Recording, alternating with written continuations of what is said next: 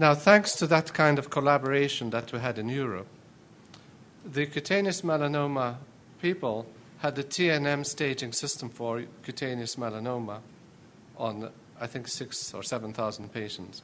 And we were able, in Europe, to do exactly the same, to collaborate. From Liverpool, we provided data on 3,600 patients. From France, they also collaborated data from Finland, from the Netherlands, and like that we got a large enough number. I think it was about 5,000-6,000 patients with uveal melanoma to do exactly what you're saying with regards to developing prognostic scores. So that has been happening, and it is happening. And another thing that was happening in Europe was exchanging patients. As soon as a patient needed one kind of treatment that wasn't available in a particular city or country, if they needed a local resection, for instance, we used to get patients from France, Germany, other countries. And there was a healthy exchange of patients according to what center provided. But not all ocular oncologists tell their patients what's available in other cities. And I've had patients complain to me about that they thought that they gave informed consent for a particular treatment, but it wasn't really informed because they didn't know about another treatment an hour's plane away. And that's something that should be overcome. Patients should know what's available, not just at the hospital they go to, but everywhere else, because patients are prepared to travel for different treatments. And we're trying to do this as well with the AJCC, where that looks after the TNM staging. We're trying to get data. There's a database in Toronto, and different people are looking after different tumors. I'm in charge of the conjunctival melanoma section in order to try and have an internet database with lots of specialists feeding information into that so that we have a large enough number of patients to be able to progress in the way that you're saying. What happens within the United States, I'm still finding out because I'm still learning how to walk here, but Tara will have much more experience than me. Well, I think what's been discussed is vitally important for progress to happen quickly. And I'm actually Canadian. I'm from Canada, so I know that system well. And I'm also aware of how things are practiced in Europe. And there's a tendency for rare conditions or unique conditions in these countries, and I don't know if you call them socialist countries, but because of the way the medical system is set up, that patients with these rare conditions, they go to a few centers to have their treatment. And where there are experts at these centers that focus on these diseases, and I think of retinoblastoma as one, and in all of Canada, almost all the retinoblastoma is treated by one individual, Brenda Galley in Toronto. And so there can be focused resources on data gathering and organization. Now, in the United States, I think medicine is more of a capitalist system, and individual practitioners, and there are a lot of people who treat melanomas who maybe see a handful a year, and they'll keep those patients and they'll treat them rather than sending them to a large institution. And that's something that I don't think we can really change that overnight, but we certainly encourage individuals who are seeing rare conditions to send them on to bigger institutions where there are other resources, where there's a complement of oncology available. I think in time, because we're seeing less of small practices now with the changes in healthcare in the United States, that everything is moving towards institutions. There's less, I think in the next 10, 20 years, there's going to be very few solo practices doing everything. There's going to be more, I guess, division of labor, as you could say. I know now there's, certainly in the larger institutions, there is a lot of data being collected and available, but usually for that center. And there isn't a good mechanism now for even combining data from two large or several large centers.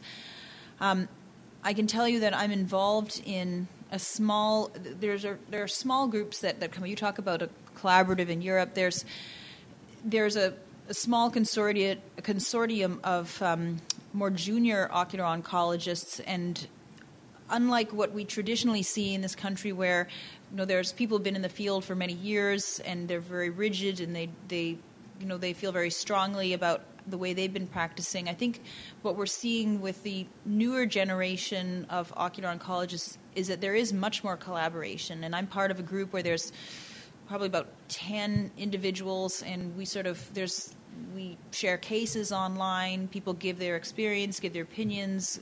They reach out, and this is much more newer generation than older generation, where someone who's older and established is not going to reach out and ask questions.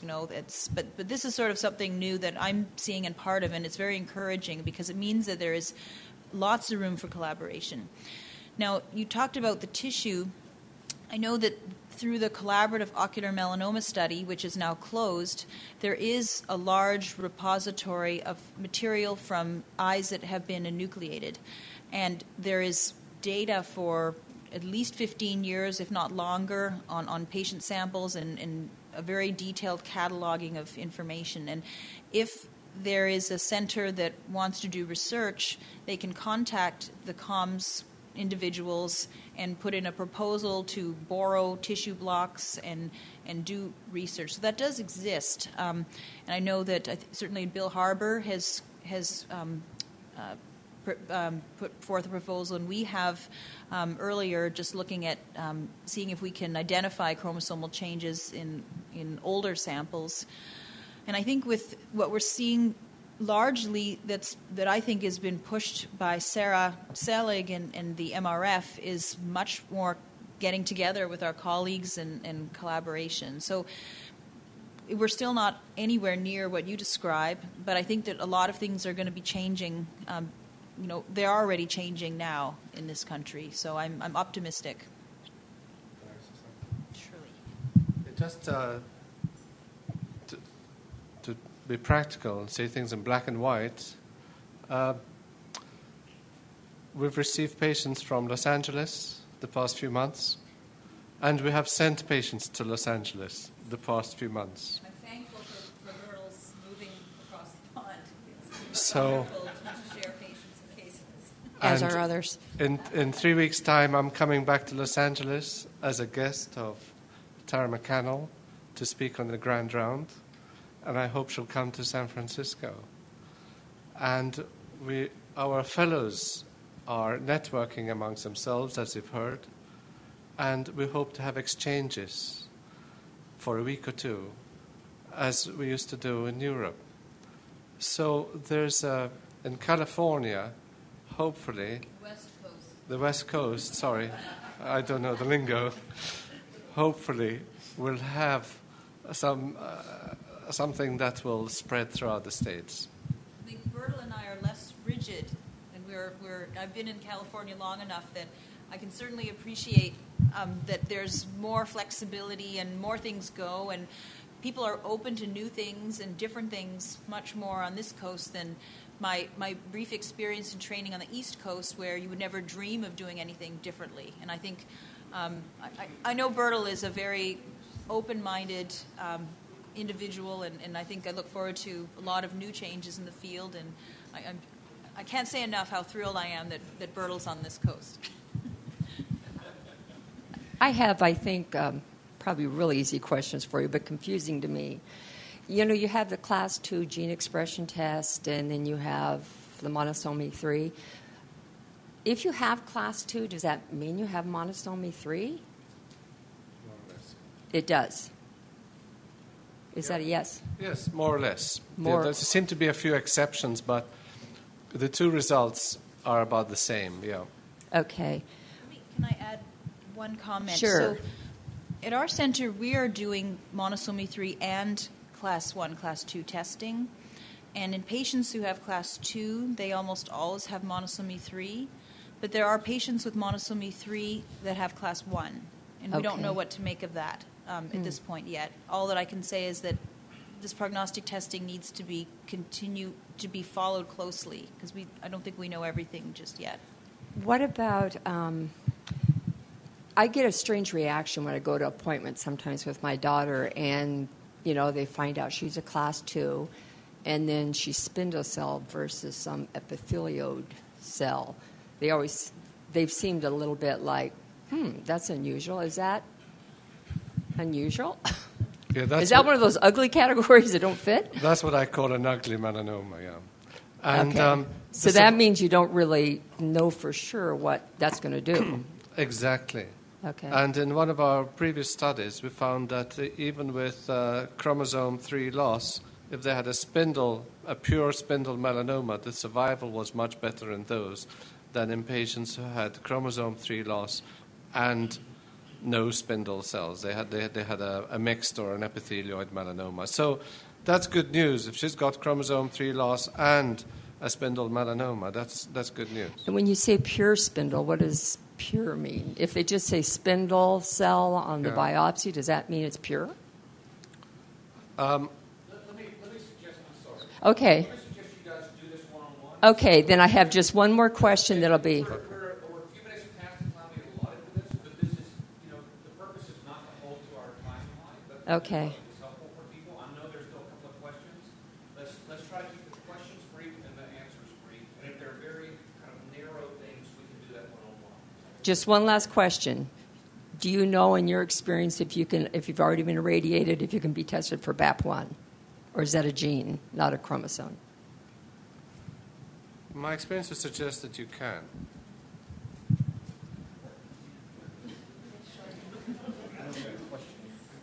That was perfectly brief. This is a question for Dr. Sondek.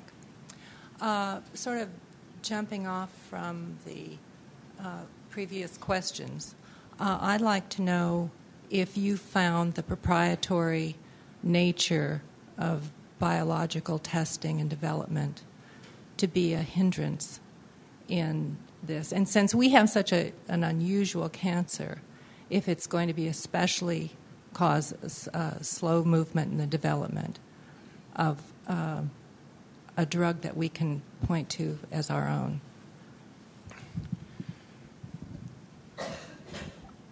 Unfortunately, I think that there will be almost no commercial interest in targeting uveal melanoma specifically. Are you able now to take the information you have and share it with the people that are developing drugs for pancreatic cancer? Oh, yeah. Oh, absolutely. And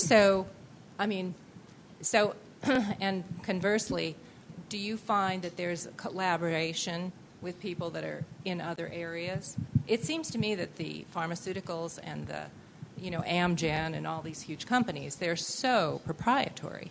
And so to me, it seems like it's going to slow everything down. And that actually is changing. So right now, we just started a collaboration with GSK on cutaneous melanoma and a different target. And that was through a process by which they actually actively sought out academic collaborations. So the business model is changing. It's changing slowly, but I think big pharma is realizing that their pipelines are drying up, and it's extremely difficult and expensive to find new targets as they look for these new blockbusters. So the environment is getting much better for interactions between big pharma and academicians. But I think that's much more likely for example, cutaneous melanoma as opposed to uveal melanoma. I think we're going to take one last question. John, this is kind of a quick question. What would you guess is your time frame in terms of what you've got left in this? And do you have adequate funding to get where you want to go? And it's my interpretation, this would be used both for adjuvant and metastasis patients? So, I mean, I would envision it to be used in both cases, yes. Where we're seeking to go, I would say that over the course of the next year, we will have completed the screening of 250,000 compounds, gotten it down to maybe a half a dozen really good promising leads. And at that point, we will probably need to look for a new initiative to do the organic chemistry or organic synthesis around those leads to optimize them for things like affinity and efficacy, potency. These are all pharmacological terms, but basically make them better than the primary hits that we find. I don't think I'm going to stop working on this problem in anytime soon. It's just going to be a matter of trying to keep the resources available to find people that have mouse models or can make mouse models that have the cell lines. Tara was just talking to me about some of the cell lines that she has. That's a very important process to make sure that cell lines are genetically correct for what you're trying to do. So it's going to be a while, but we're not going to stop. So I think we need to wrap this up, but I have two very quick questions I'd like for each of you to answer. So we've heard a number of potential barriers to progress, funding, proprietary nature, collaboration or the lack of collaboration, the relative rareness of this disease, all of those kinds of things. If you had to think of what you think is the single most significant barrier to progress, to rapid progress, what do you think it is? Any of you can go first, but I'd like for all three of you to address it.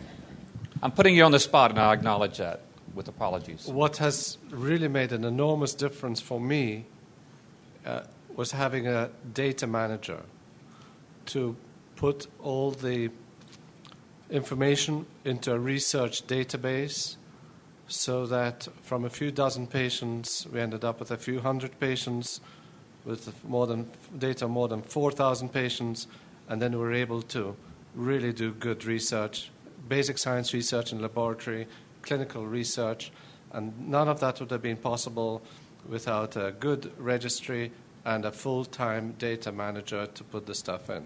So the ability to collate and analyze data. Okay, good. I think I would have to say that it's access to the libraries that are screened is difficult. And going forward from here, I think for us, a mouse model, a genetic mouse model that recapitulates uveal melanoma as opposed to, say, cutaneous melanoma would be very important. Okay. I think that a huge barrier, maybe that's related to Bertil, is funding, because it's I started off doing a lot more basic science, and now I have to collaborate because there is no money. It's very difficult to get grants for an orphan cancer or a very rare condition, and there's a lot of factors that work against somebody who has medical training but wants to do basic science. And there are all kinds of barriers, but they do funnel down to support and finances. And I think the only way around it is to collaborate and to focus on individuals who are very productive and have the clinical people. Like, I think of myself as a primarily clinical person, but I have a lot of materials that could be very helpful to push this field forward. And so finding individuals like John and others that I do collaborate with to share materials with that we feel are high quality and useful, and to really the people who are about to come upon something and share that way. So, I mean, financial barriers can be overcome with collaboration at this point, I feel. So it's very interesting to me, and I don't want to read too much into this, but none of the three of you said that the barrier is a lack of understanding, that there's an intellectual barrier, there's a basic something that we can't figure out to get past. So the barriers are really things, to me, that are solvable. All of the barriers you mentioned to seeing rapid progress have solutions. And it's not like we just don't know what to do about this, and we have to keep trying things until we figure it out.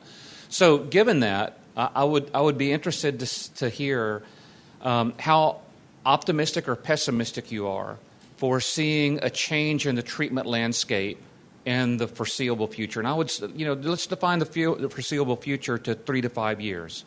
Do you see, and I think particularly for dealing with the issue of metastasis, which is the primary driver of people succumbing to this cancer, do you see significant progress in 3 to 5 years, or do you think it's more to 5 to 10 years?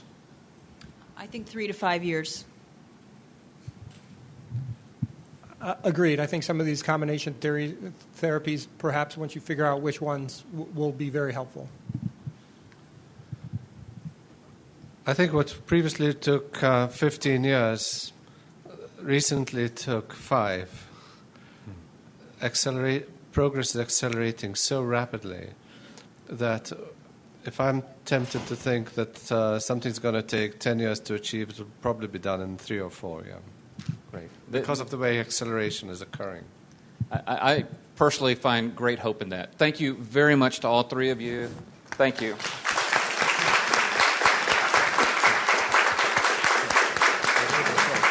Thank you. So, yeah, and thanks not only for being here today, but for the work that you're doing and helping drive that progress, because that's what really matters. We're going to take a very shortened break. Run to the bathroom, grab food, come back and sit down. But remember, you have evaluation forms in your folder, and there's a folder outside where you can put those when you finish them, and then we'll come back and hear about clinical trials from Brianna. Thank you.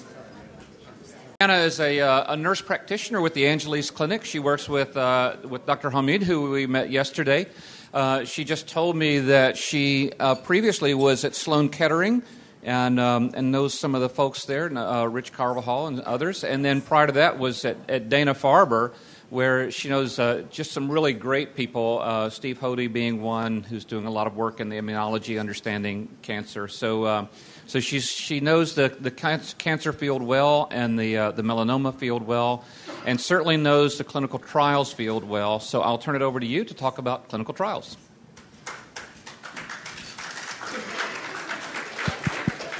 Hello? I don't know if... Oh, great. It is. Thank you guys so much. It's so great to be here. I was asked by Molly to give a talk about clinical trials sort of in general. I know that Dr. Hamid was here yesterday. I'm sorry that I missed his talk, but I think that he gave you some information about the specifics of what trials we have for Ocular right now, and what's going on in research directions and things like that. And all that information is exciting and important, but at the end of the day, as a patient, you need to know how to find that information and how to navigate the clinical trials, and it's a hard thing to do. So I'm just going to kind of talk about that generally today. So what is a clinical trial? Where we're starting. So it's a research study designed to answer a specific question. It is the way that we have at this point to bring new treatments and new procedures into the approved setting. This is how we have designed our research focus at this time. There are different types of clinical trials. There's interventional clinical trials, where you have a surgical procedure or a drug treatment that you're testing. And then there's also observational clinical trials, where we're trying to understand a certain phenomena. At the Angeles Clinic, we have an observational study where we are doing surveys in patients with metastatic melanoma to try to understand the experience and understand what things are most difficult for them and most important, so that we have better patient support in the future. So that's an observational study, and so certainly both are incredibly important. What is a protocol? For those of you who have seen them, you may say it's a nightmare. It's usually about 30 pages long. They are supposed to be at a 5th grade reading level. I certainly did not read at that level when I was in 5th grade. I barely read at that level now. So it's an action plan. The protocol is given to you so that you understand what this clinical trial involves. What do we know at this point in terms of what the side effects might be? What are you signing up for? What is the schedule like? Who's paying for what? Who's in charge of what? All of those questions need to be in the protocol that you're given. And just because you have the opportunity to read through it doesn't mean you'll necessarily understand it, but it's a great launching off point to bring it back, to your healthcare provider, highlighted with questions, say, this is what I understood, this is what I didn't understand, let's go through this. Because, that's important, that's your right as a patient. So clinical trial development, phase 1 clinical trials are the early phase clinical trials. So this is where we are first in human. And what we're trying to understand in a phase 1 clinical trial is what is the maximum tolerated dose of this medication that we can give safely. Phase 1 clinical trials are the smallest because this drug is very new and it's a safety study. So we wouldn't want to start off learning about the safety of drug in 3,000 patients. So once we have identified a safe dose, we go to phase 2, and that is a little bit of a larger group of patients. Generally in phase 2, we're trying to understand what population does this work best for. So you have drug X in phase 1, we found out that we can give 1 milligram. So in phase 2, does 1 milligram of this drug work best in breast cancer or lung cancer or colon cancer or all of the above? So we're really trying to understand a population in phase 2. Phase 3 clinical trials are the largest clinical trials. So this is where we have a target group and we have a dose, and we're saying, let's compare this to our standard treatments and let's understand if this is better, worse, or the same. And then phase 4 clinical trials are done after the study or after the therapy has been marketed to gather further information. So it may be that they're trying to get an additional indication on a medication. A drug that maybe was approved just for breast cancer, they're testing also in colon cancer and trying to understand things like that. So this is after further studies done after approval. And this is just sort of a diagram that depicts what we just discussed, the fact that these studies get bigger as we go through the phases of trying to understand them and gathering more data for them, and also just the purpose of each of these phases of clinical trials. So this is also information that will be on your consent form if you're given a consent form for a clinical trial, so you understand what phase you are signing up for and you know where this drug is in its development. So we touched on this briefly, the different types of clinical trials. So there's clinical trials to prevent, so therapies that could be considered like an adjuvant clinical trial to prevent recurrence. So that's one type that's important. And then to find and diagnose, looking at different ways of studying things, different types of scans. To treat, certainly we've discussed that. To manage side effects, there's clinical trials for different medications to manage side effects and things like that. New drugs, new surgeries or devices. There's a lot of clinical trials in cancer about do you do a lymph node dissection, a completion dissection? What's the best way forward with these different surgical procedures? And then new therapies, again, sort of touched on that. And new combinations, when we have two drugs that maybe have already been approved, but we want to understand how we can use them together. So a lot of different reasons that we conduct these clinical trials. Informed consent. So this is really, really important. And this is our obligation as providers to make sure that we are getting your true informed consent. But it's your obligation as patients to make sure that you understand as well. And you're certainly entitled to ask all of the questions that you need to ask to feel like you understand this. So you should always know that participation in a clinical trial is voluntary. You never have to participate in a clinical trial. And you can sign up for a clinical trial today, and tomorrow you can say, never mind. That's not what I want to do. Your consent you can withdraw at any time. So that's an important thing to be aware of. In order to do informed consent at our site, we bring a patient in. They have to have had the consent form for at least 24 hours. Generally, they've had it for about 1 to 2 weeks by the time we bring them into consent. And they sit with one of our research nurses who is assigned to that particular protocol, who's very familiar with all the ins and outs of the protocol, and they go through page by page of the consent form.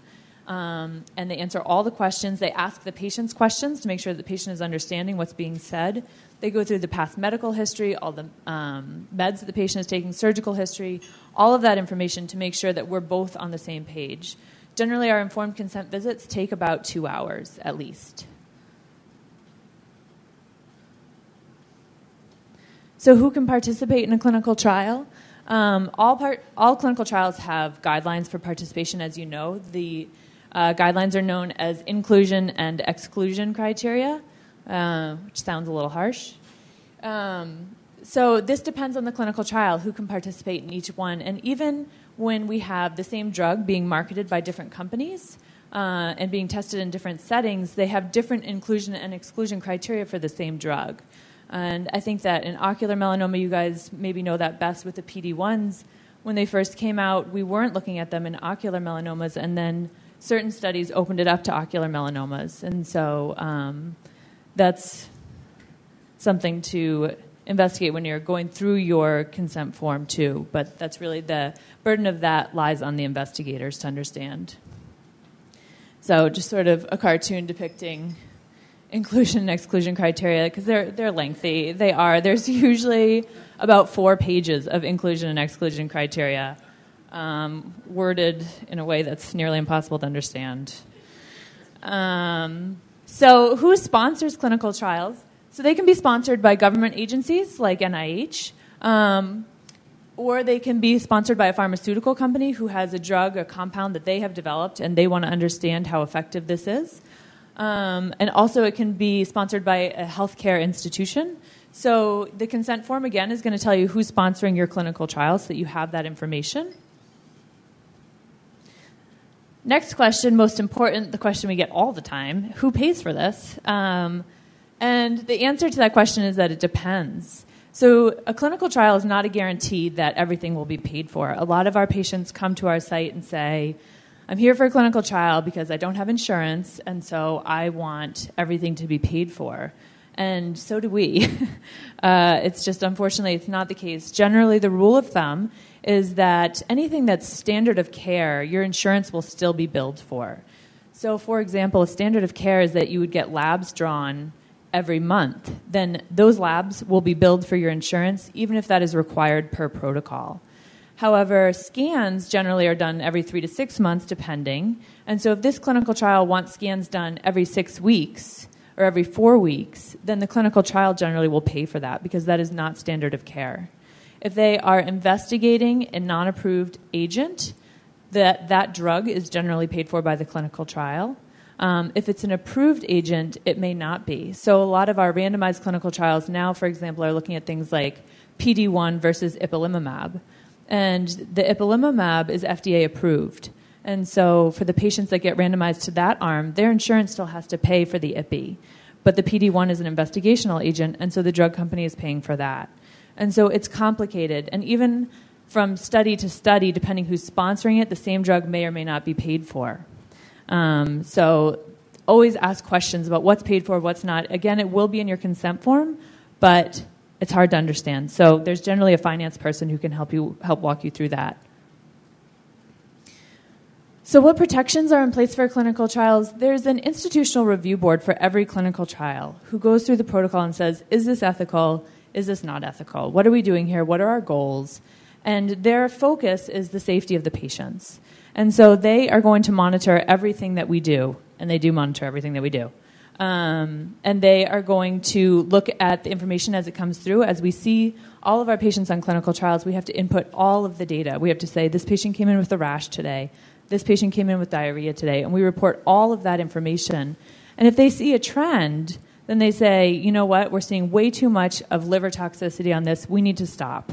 Or if they say, my gosh, everybody is responding to this drug, we need to stop early for good reasons, they also will say that. So they are watching constantly. There's constant oversight on these protocols. So why enter a clinical trial? It's an opportunity to gain access to a therapy that may not be approved yet.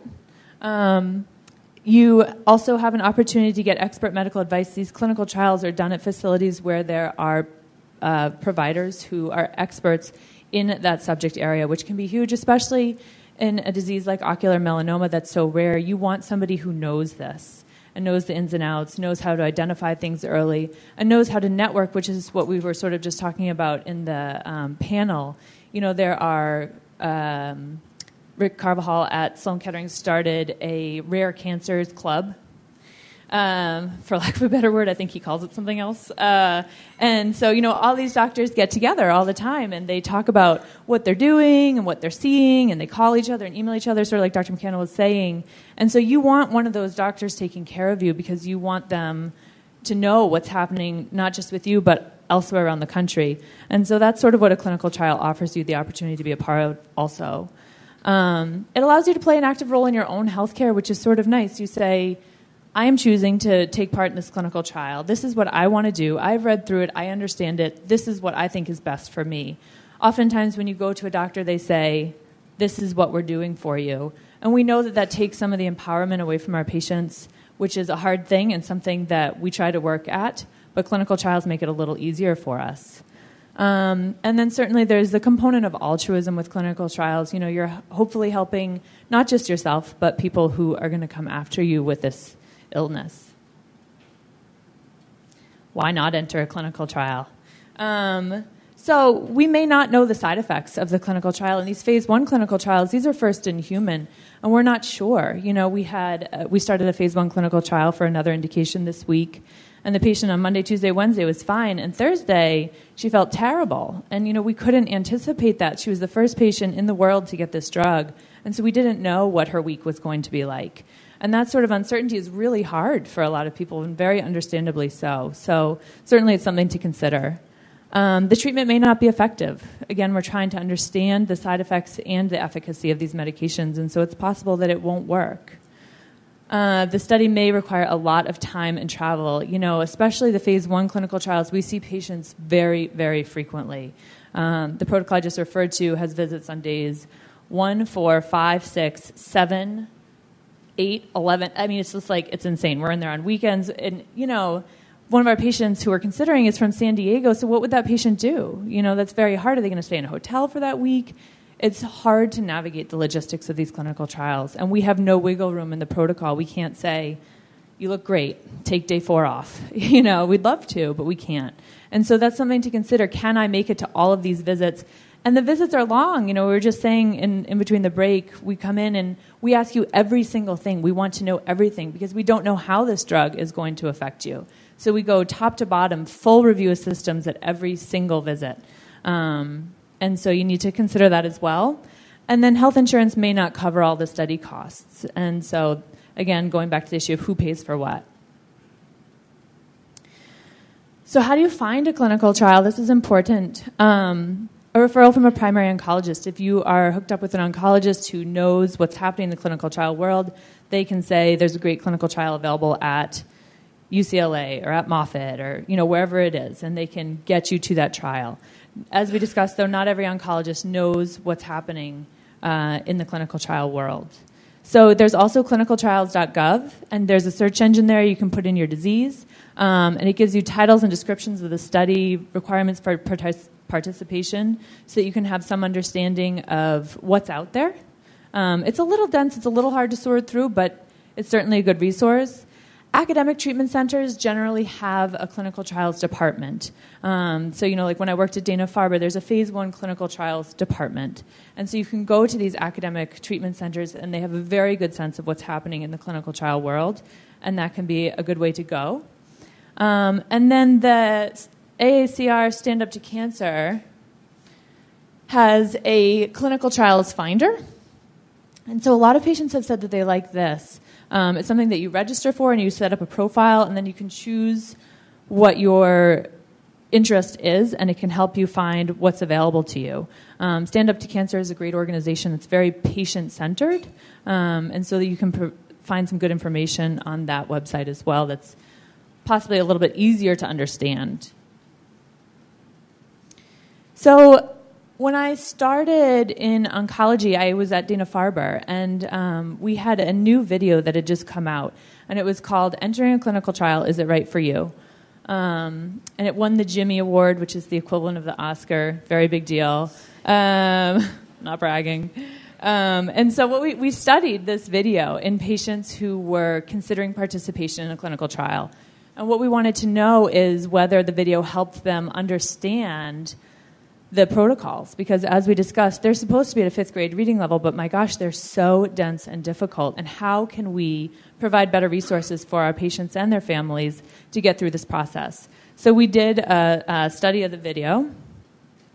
What we found is that there was not a measurable change in understanding. You know, we administered a questionnaire to try to figure out how well they understood whatever protocol they were participating in. And there was not a measurable difference between the video group and the non-video group in understanding. But there were some important secondary findings. The patients felt that the video was a really important source of information about clinical trials. They felt better prepared to discuss clinical trials with their physician when they went back in with the consent form. A lot of them watched it with their families, and this is an interesting point. You know, it's such a hard thing to get to these visits and to be there with family members to talk about clinical trials. You know, the visits are at like 1 o'clock in the afternoon. Who can get there then? Easiest in LA traffic at that time, but elsewhere, hard to get out of work, hard to be there.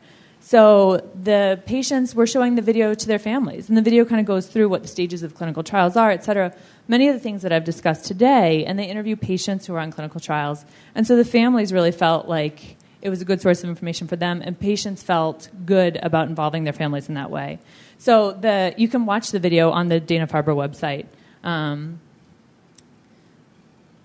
So joining a clinical trial, so you have your initial contact with the study team. You say, you have this study for ocular melanoma.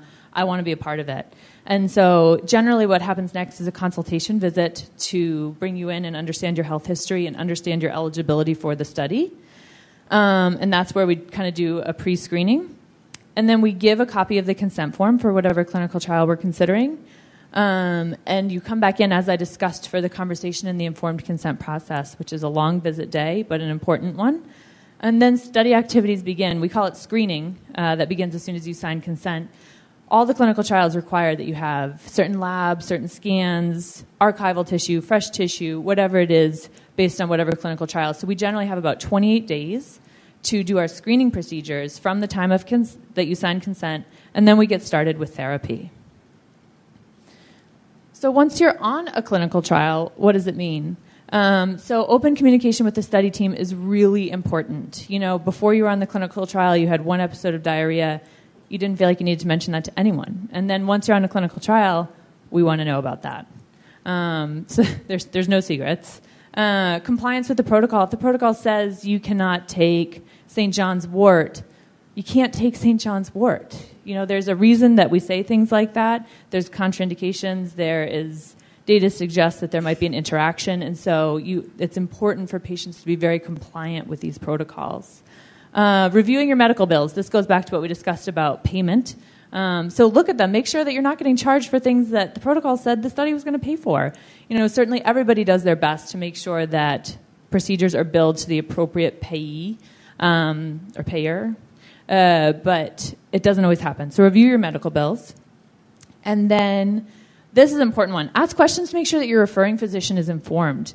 We always try to remember who sent patients to us for clinical trials, and we try to call those physicians, email those physicians, send them your labs, send them your scans, let them know what's happening. And sometimes we're better at that than others. And so it's helpful when the patient says, did you send this to my doctor? You know, and that triggers us to do that. And I think that's really important because you want to keep your support system in place.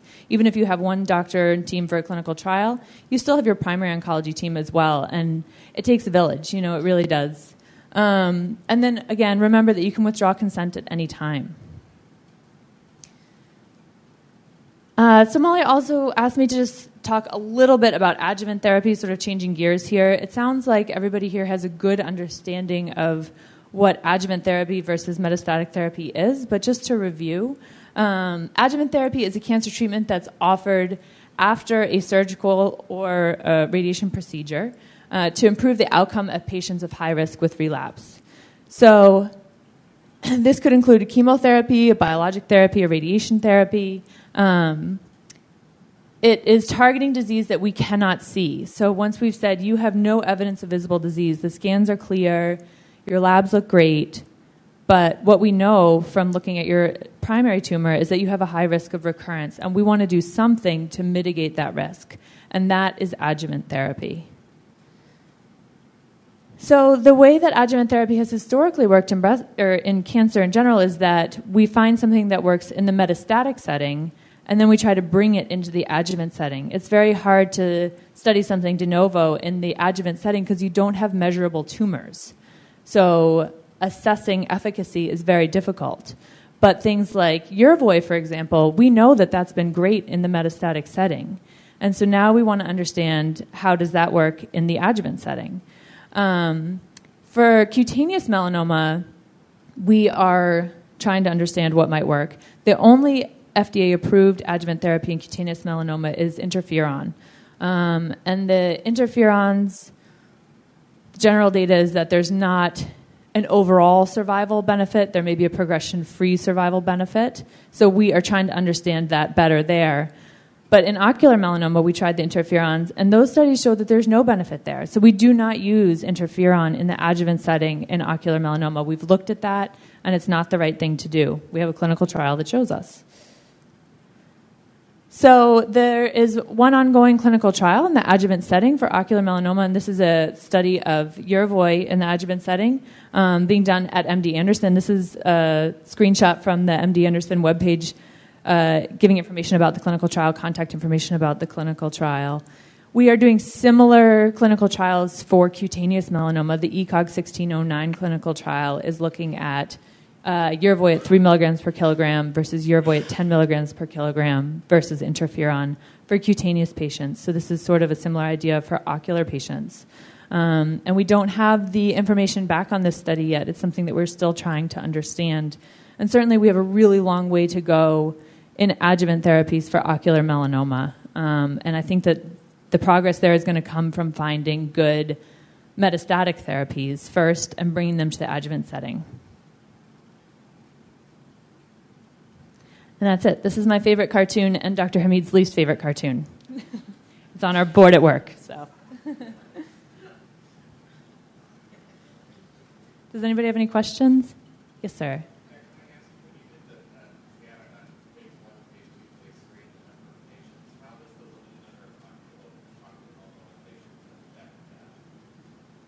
That's a good question. And the numbers for a dedicated ocular study tend to be much smaller than the numbers that were depicted in that graph, saying that there's 80 and then a few hundred and then a few thousand. Certainly that would be a hard numbers to achieve in the ocular setting. And so right now a lot of the studies have ocular as a component as one of the eligible subgroups. Like for example, we have the INSIGHT clinical trial, which Dr. Hamid may have mentioned yesterday, which is Yervoy plus an IDO inhibitor. And that allows cutaneous melanomas, but it also allows ocular melanomas. So we are achieving the numbers in the overall group, but you're right that the percentage of oculars within those groups is smaller.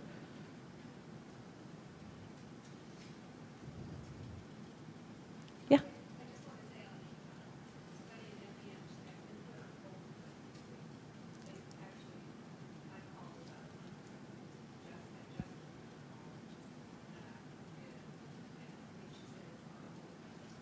Oh, really? That's really good information to know. We actually had that on the cutaneous, the ECOG trial as well. We had some toxicities that were seen and things were put on hold for a second.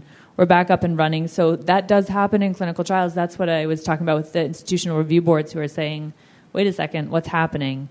And they really keep tabs on safety. So sometimes this happens where they're closed for a little bit for revision of a protocol, and then they reopen. That's a really good point that anytime there is a revision of a protocol, even though you sign that initial consent, if we revise a protocol, we always bring it back to the patients to sign the revised consent. And that can happen. If we change one word, if there's a typo and we change it, you have to re-sign it. So, yeah. And I'm not sure either. I'm not sure what caused it to... Yeah. Great. Good information. Thank you.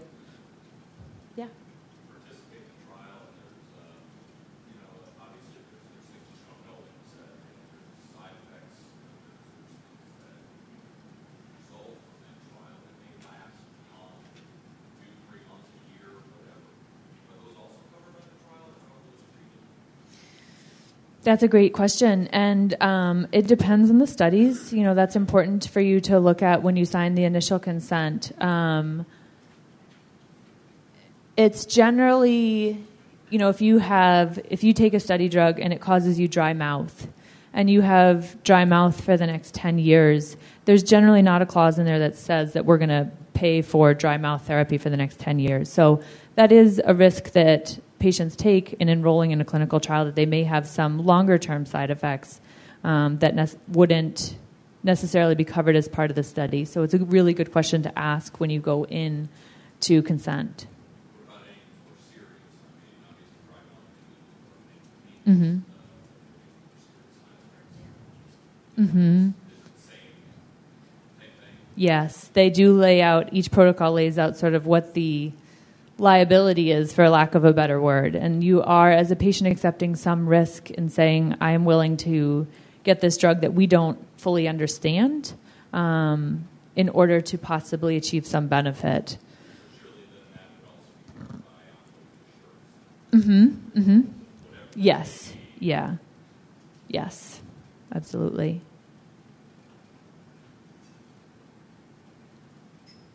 Anything else? Great. Thank you very much.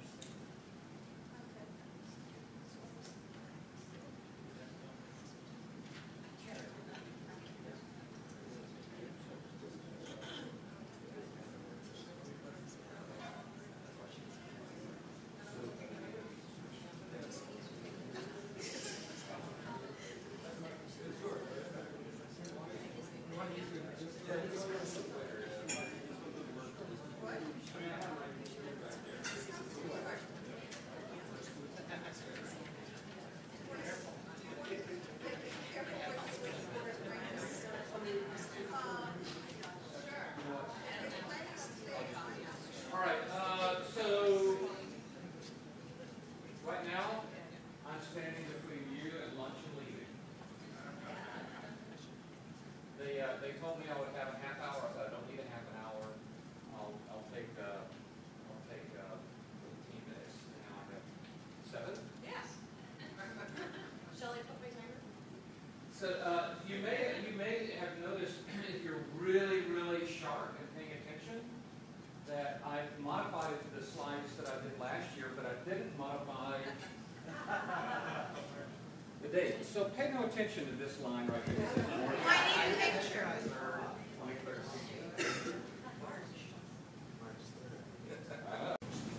Here, I'll look to the right.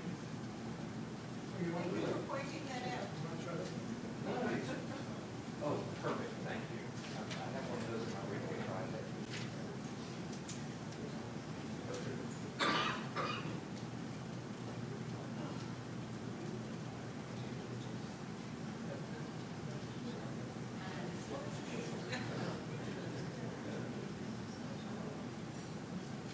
There you go. I think we're good. Okay, so the question is, what are we trying to do here? So this little talk that I now have 4 minutes for is how to get involved. And so I think the old adage is you should begin with the end in mind. What are we trying to achieve? Patients with ocular melanoma will be diagnosed early, will be offered genetic testing, will receive proper follow-up, and will have a network of support to help them through their journey.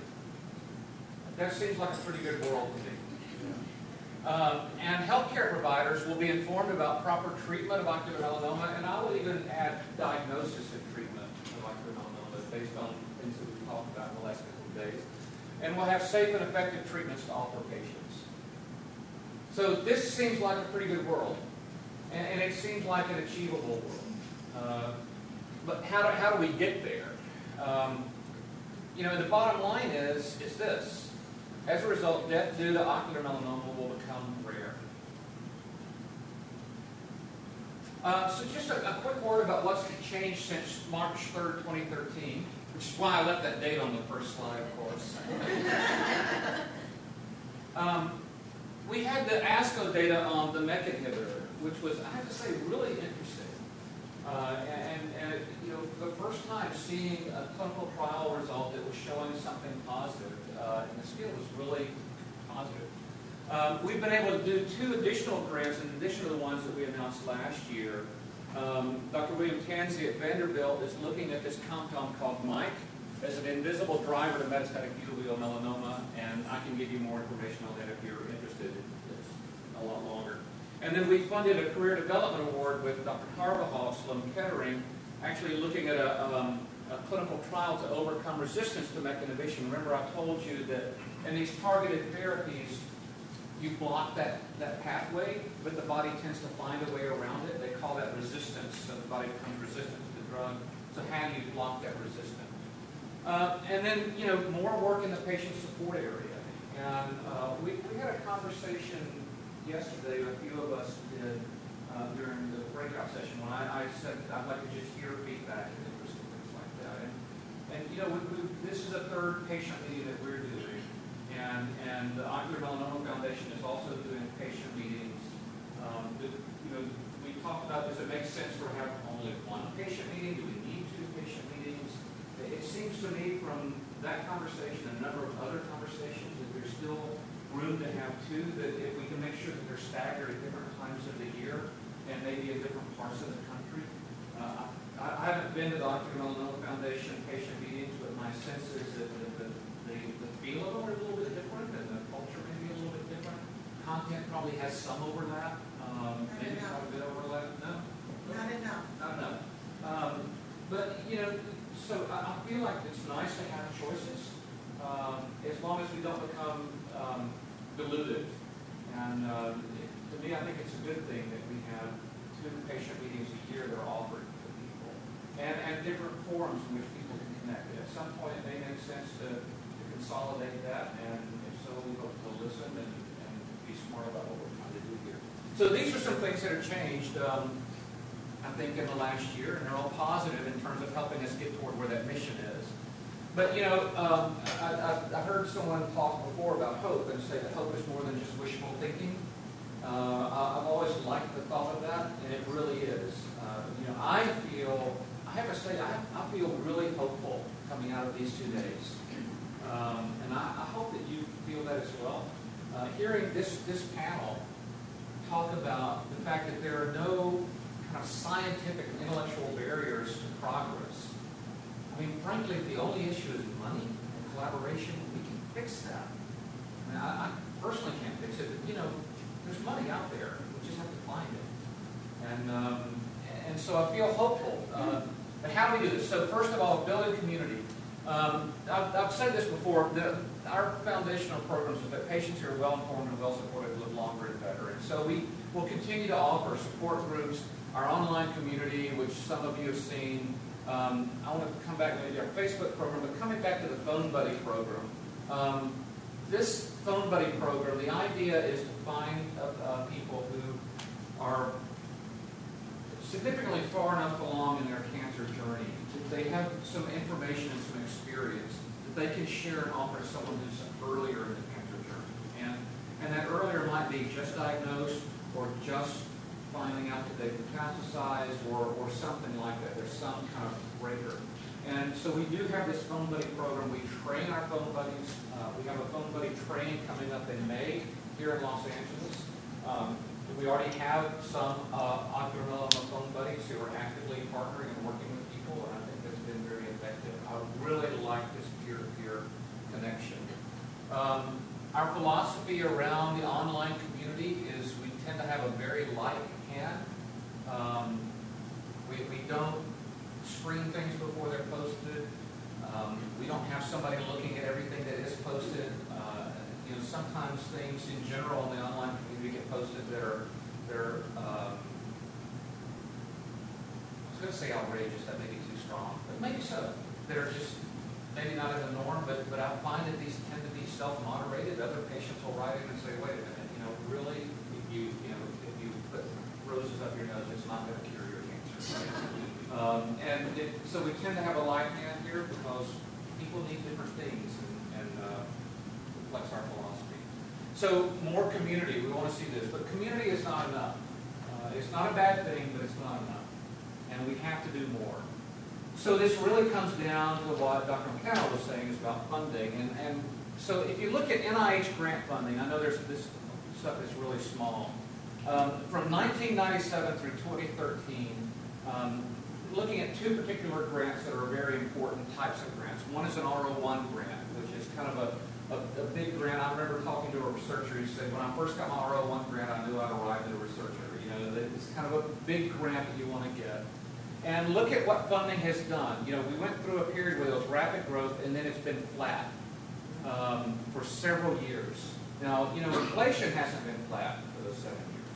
So these are not adjusted for inflation, which means the spending power of the grants that were given out last year are significantly less than the spending power that were given out in grants over 10 years ago. And then this is an R21 grant, which is largely about kind of innovative and cutting-edge ideas and trying to fund new thinking. And look at the same kind of pattern. Flattened out right around here and really hasn't done very much since then.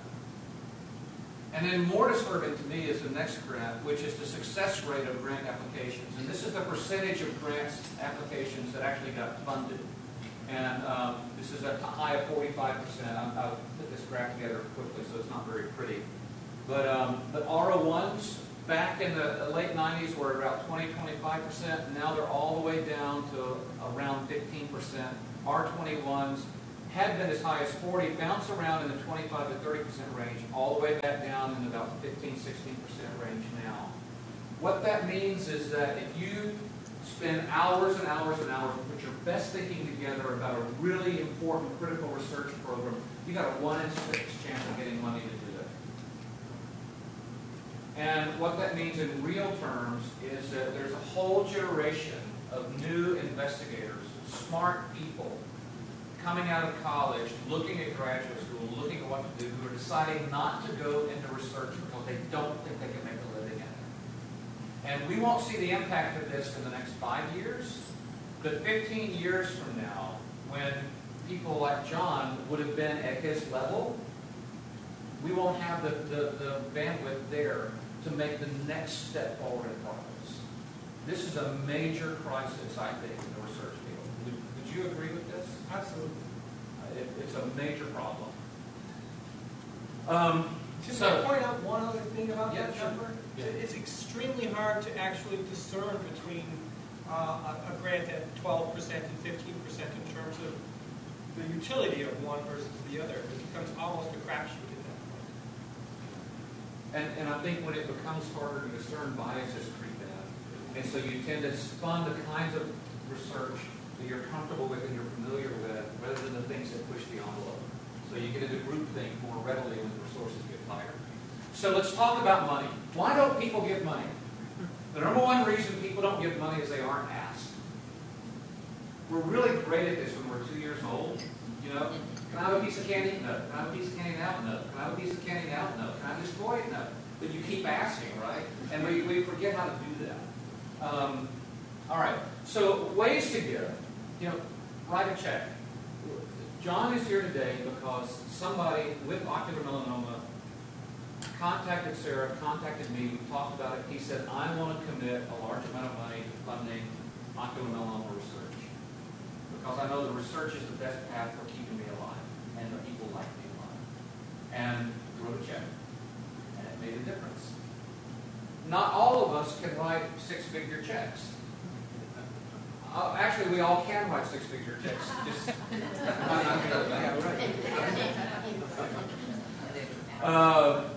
and in this case, the six-figure donation was a multi-year pledge, and some people just say, you know what? I spend this much money on Starbucks a month. I'm going to go to Starbucks less and spend this much money on research or on pushing this issue forward a month. And then we received last year from somebody we had actually never even met, and this person passed away and had been impacted by melanoma, and in his will had left us close to $400,000, which is one of the reasons we were able to do more research last year.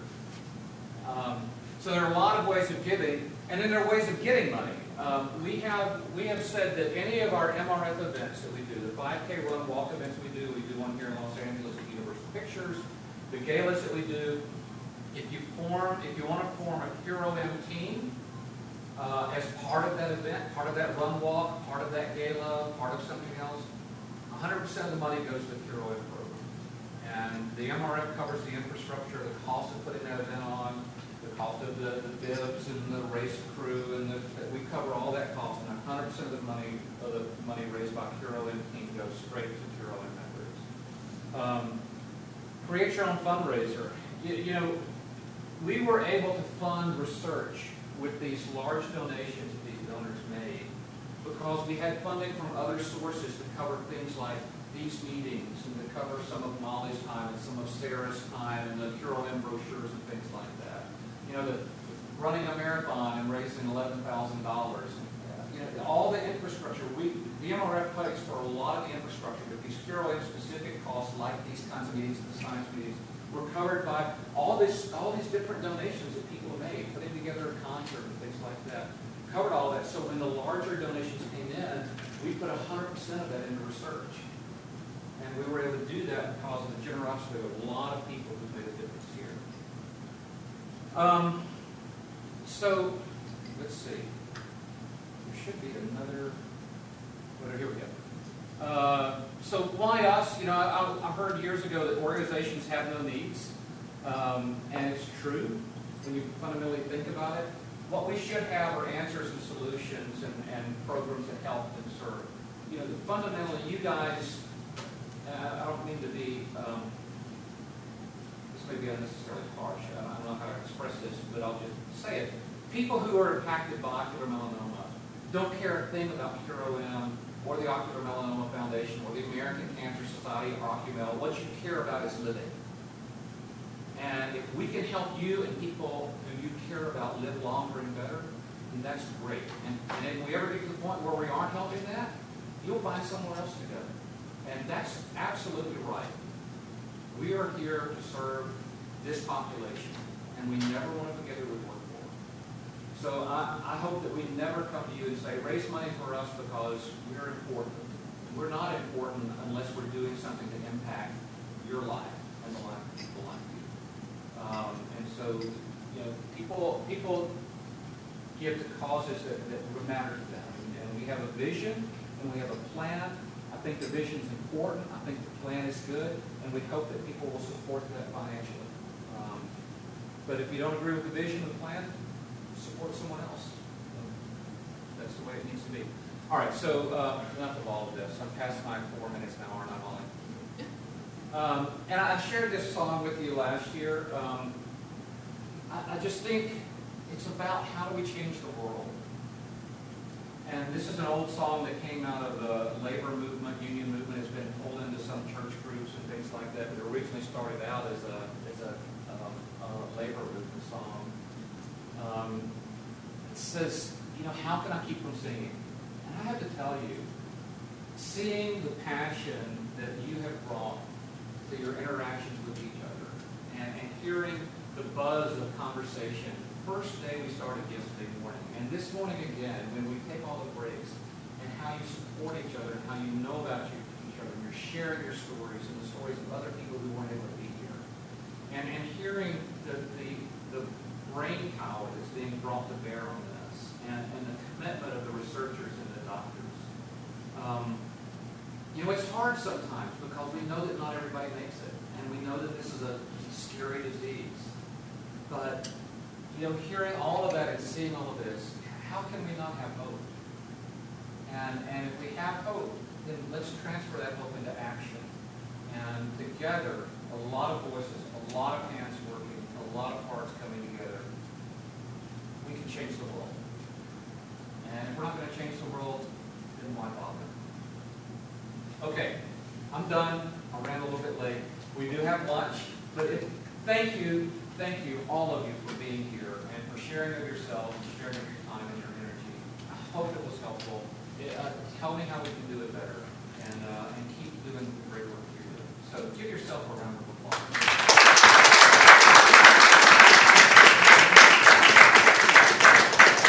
Don't forget your evaluations. Evaluations, there's lunch out here, and stick around as long as you want.